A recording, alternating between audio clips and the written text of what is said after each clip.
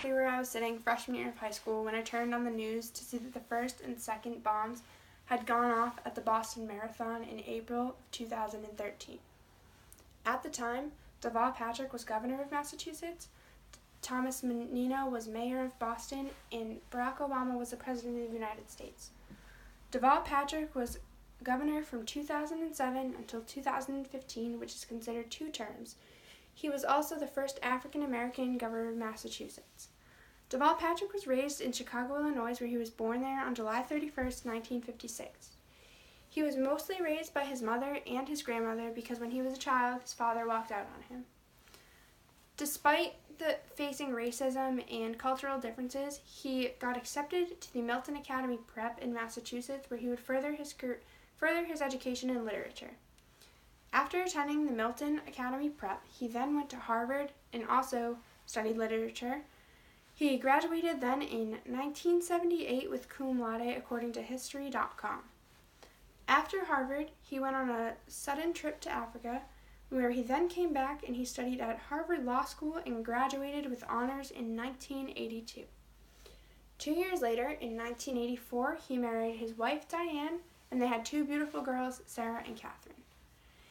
In 1983, Deval Patrick worked for the NAACP Legal Defense and Education Fund, and in the spring of 1994, Deval Patrick was nominated by President Bill Clinton to become Assistant Attorney General in the Civil Rights Department.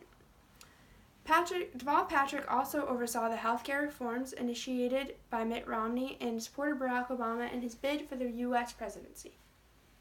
The following year, Deval Patrick released the memoir A Reason to Believe, Lessons from Improbable Life, and then in 2012, he released the short ebook Faith and the Dream, a call to nation to reclaim American values. In April of 2013, Deval Patrick was a national spotlight because of his leadership and his power during the Boston Marathon attacks and the terrorist attacks in Boston. He was the governor at the time, which means he had to take a stand, and so he took a stand, and he was the one who initiated the shutdown of transportation in Boston, the shutdown of the cell towers. He also initiated the door-to-door search and house-to-house search in Watertown, where they ended up finding the attacker.